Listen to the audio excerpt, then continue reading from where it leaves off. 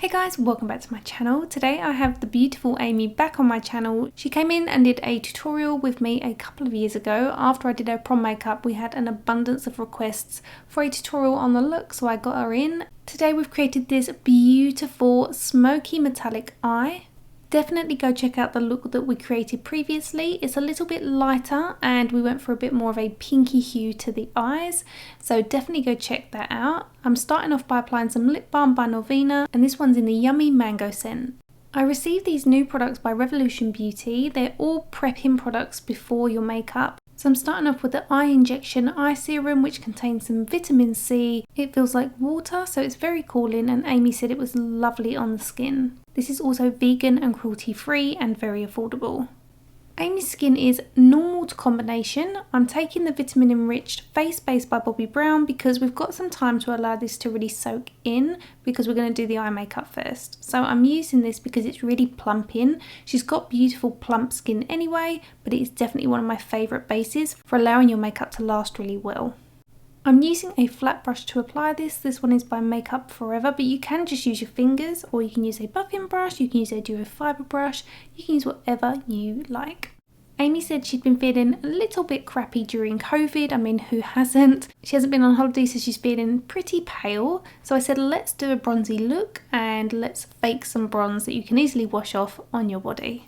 A tan always makes everybody feel better because you just look healthier. So I'm using the S19 Super FX Body Gloss in Bronze. This is actually the same gloss that I used for my neutral bronze party makeup. It's a great way to really give your skin that sun-kissed feel, and then you just wash it off at the end of the night and it doesn't transfer while you're wearing it.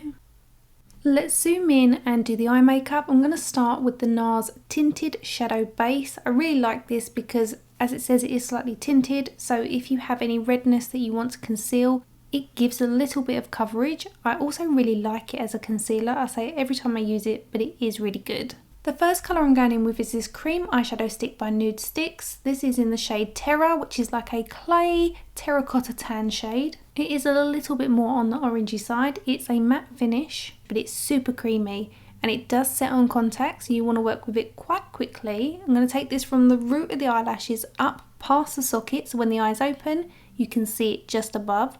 And we're going to blend it out with a flat shader brush, pulling it up towards the eyebrow and out towards the tail of the eyebrow, creating a lifted look.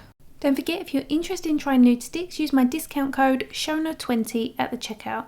Next I'm going in with another NUDESTIX product, and this one is called Hot Stone, which again is a matte colour. You may be wondering why I'm going straight over the shade we've already applied. Firstly, it creates depth. But secondly, if you want your makeup to really last, you need to apply thin washes to help with that longevity. Now don't worry at this stage if it goes a little bit patchy. As I said, this does tend to dry on contact, so you do need to work quickly. And matte shades are renowned for being a little bit on the patchy side. But as you can see, as we work with it, the blend becomes a lot softer.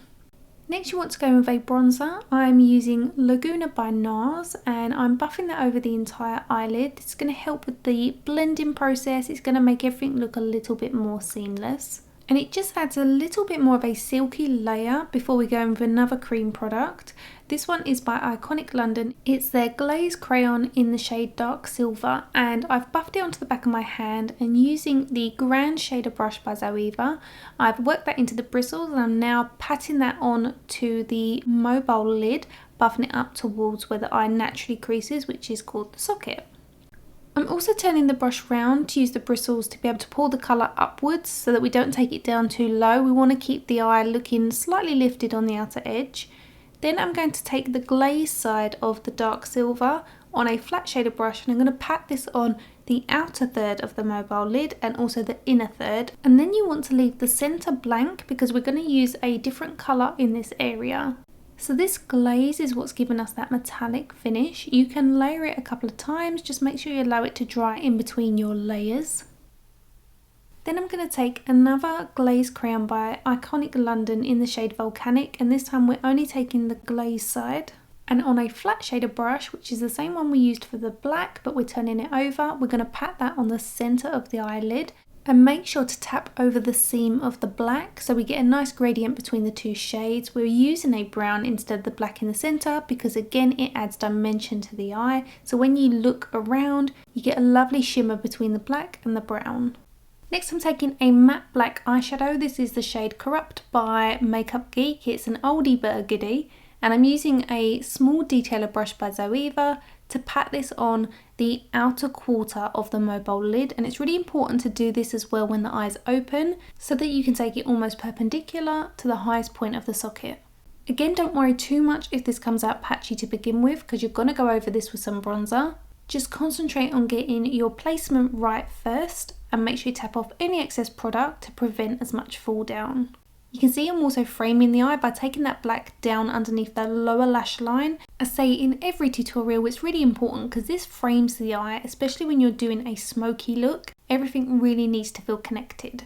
Here I'm taking a domed dense blending brush just because we've got a little bit more precision with this, and I've dipped it into a little bit of the bronzer and I'm slowly blending out a little bit of the seam of the black before going over the top of it with my flat shader brush to soften the black. Again, don't worry if it looks patchy at this stage, it's all about layering.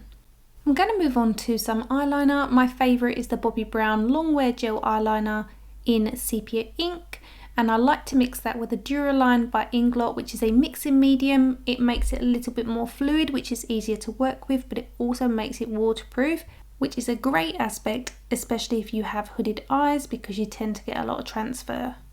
I've made it thicker on the outer edge, but I'm not necessarily creating a wing. And I'm making sure to take what's left on the bristles underneath the top lash line just to diminish any of the pinky tones, which in turn makes the lash line look fuller. It's a really nice step to enhance a smoky eye. There's nothing worse than looking forward and being able to see that pinky tone because it really does take away from that smoky finish. If you have particularly small eyes, you might want to skip the step of liquid liner along your waterline, or you could just take it halfway across, but I like to take it all the way across. Aimee's got relatively big eyes so she can really pull it off. If you are somebody that finds that your eyeliner starts to migrate throughout the day, definitely give the Inglot Duraline a go. It really does reinforce where you place it and allow it to stay put all day. And then to continue framing the eye, I'm taking the Hot Stone shade underneath the lower eyelashes and then using a brush just to smoke it out softly. We will come back to this with some bronzer at a later stage. But for now we're going to move on to mascara and eyelashes. So Aimee's giving her lashes a little curl with the Kevin Aucoin eyelash curlers. Before mascara I'm applying the falsies. These ones are So Wispy 03 by Kiss. And the glue I'm using is by Duo Glue. I like to give it around 15 seconds to go tacky, and then I place them on with some tweezers, and then I just use my fingers to press them up against the base of Aimee's natural lashes. The mascara I'm going to use today is the Sky High Mascara by Maybelline. And I always use a metal tooth comb to apply the mascara to my clients. I feel like it really separates the lashes. You can be a little bit more forceful with this as opposed to like a small mascara brush. Moving back onto the face, I'm using the Becca First Light Priming Filter. I've always loved this. It has a little bit of an ultraviolet finish to it. It just brightens the skin, especially if you're slightly sallow. The last I heard was that Becca had ceased trading, which is an absolute shame. I love their products, they are so good. So if you can get your hands on the First Light Priming Filter, do so. The foundation I'm using is the Milani 2-in-1 Foundation and Concealer.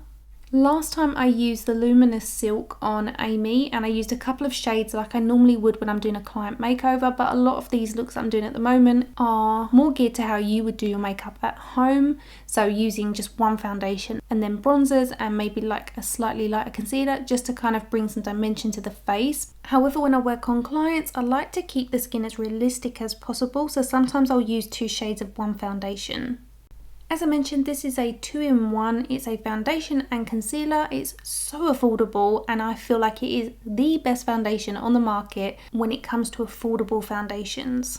It has really good pigment, but it's still lightweight, and it just suits all skin types, and it comes in a variety of different shades, and the finish still looks very natural, but you get that high coverage. As always, the brush I'm using is by IT Cosmetics. It's the number 7 brush. As you can see, you can use the smaller end around the eyes and the nose. I haven't taken the foundation right up underneath the eyes. I don't want to layer too many products under there. I want to keep Aimee's skin as fresh as possible. So I'm going in with the Hourglass Vanish Airbrush Concealer. It's a full coverage, weightless, waterproof concealer. You'll see that it's not heavy at all and it has light reflecting particles to really brighten the area. It also blurs and it lasts for around 16 hours. It's a really nice concealer. I'm using a soft blending brush to buff this underneath the eyes because I like to buff it into the colour that we've applied under the lower eyelash line, and then you can go back in with a little bit of bronzer just to soften it all and make it look a little bit more seamless. Once you've done that, you just need to apply some mascara to the lower eyelashes to create some balance, because obviously we've got eyelashes on the top, so we need to put some mascara on those lower lashes. And then I'm going to move on to eyebrows. Obviously the trend, especially for around Aimee's age, is to have fluffy brows. So I'm going to use the same technique I did in my fluffy brow tutorial, which if you've not seen, I'm going to link it on screen for you now. I'm starting off with the Anastasia Beverly Hills Brow Freeze. This is brilliant at really sculpting your natural hairs to stay in the place that you want. Don't be deterred if you've got quite sparse brows, because you really can create a new shape. Brushing your hairs as upright as possible is going to stretch them because it's going to seal them to your skin, and this is going to determine roughly how thick your brows can be. My favourite brow pen is the Brow Blade by Urban Decay, and I always start at the base of the brow and flick the hairs upright, mimicking the natural hairs. It will fall quite sparse at the top half of your brow, but you want to use the pen to flick up fake hairs to match those that are the longest, and this is going to make it look as though your brows are naturally fuller and fluffier at the top. And you can see as I'm doing this, it's making Aimee's brows look fuller all the way along, but that's because we've been able to extend the length of the brow with the brow freeze. Next I'm going to take this cream bronzer by NUDESTIX. This is in the shade Bondi Bay. I like to work this on the back of my hand first and then use my number 7 IT Cosmetics brush to pat that onto the skin in the areas that I want to warm up and sculpt. As I always say, when you're working with bronzer, make sure if your hair's up that you take it into your hairline, and the same with foundation, especially if it's a slightly deeper shade than your natural skin, because otherwise this is a giveaway that you're actually a little bit paler. Applying the bronzer and the blush are two of my favourite elements to finish in a makeup look. I feel like this is when the makeup really starts to look polished. Sculpting the face really starts to enhance someone's features, so it's one of my favourite elements, and I really do love a cream product because again it's really youthful and it's very flattering for all age groups. Don't forget, if you want to try NUDESTIX, use my discount code for 20% off. I will leave it in the description bar for you. I'm taking a highlighter by Becca and applying that on the inner corners of the eyes. The eyes are obviously a focal point of the face, and to draw light here really draws everybody's eyes straight to yours. I feel like when you wear a smoky eye, this is really important. Also make sure you take it underneath the tear duct and a little bit on your brow bone. I'm also going to take a small amount of that on the tip of the nose, but really softly, a little bit down the centre of the nose, and obviously on the Cupid's bow. I feel like the Cupid's bow one, even if you don't do it anywhere else, just really does enhance your lip shape. To take away any shine down the centre of the face, my favourite powder, if you didn't already know by now, is the Charlotte Tilbury Airbrush Flawless Powder. Even though Aimee's got a little bit of colour now we've bronzed her up, I'm still using Fair One. And the brush I'm using is the highlighter brush by AU. When there's any blemishes, I do like to use a high coverage concealer, so I'm going in with the Too Faced Multi-Use Sculpting Concealer to spot conceal. I'm using a tiny brush to apply them first, and then I'll use a little patting motion with the belly of the brush just to softly blend it into the foundation, and then I'm going to set that in place with a little bit of the powder. If ever you find that you can still see the concealer, you can go over with a tiny amount of matte bronzer, really tap off the excess product before you apply it. Now I'm just applying the same highlighter that I applied on the inner corners of the eyes to the cheekbones. Traditionally, most people apply highlighter after blush, but I like to apply my blush on top. That way the highlighter isn't muting the blush tone. The one I'm using is by Delilah Cosmetics in the shade Dusk. The brush I'm using is the Bobbi Brown Angled Contour Brush, and I'm applying this to the high points of the cheeks to give a lifted finish to the face, and then I'm just patting over everything with my foundation brush.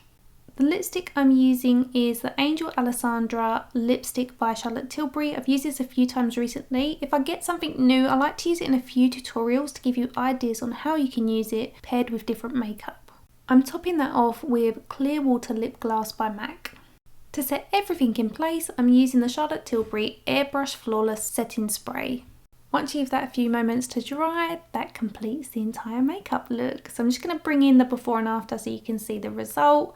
How incredible is Aimee's hair? Watch for the next side when she takes it down. It's literally flawless. It just springs back into shape. So gorgeous. So as always, I'm going to list and link all the products I've used in the description bar. Don't forget to come follow me outside of YouTube over on my social handle, which will be on screen for you now. And I'll see you next week. Bye guys.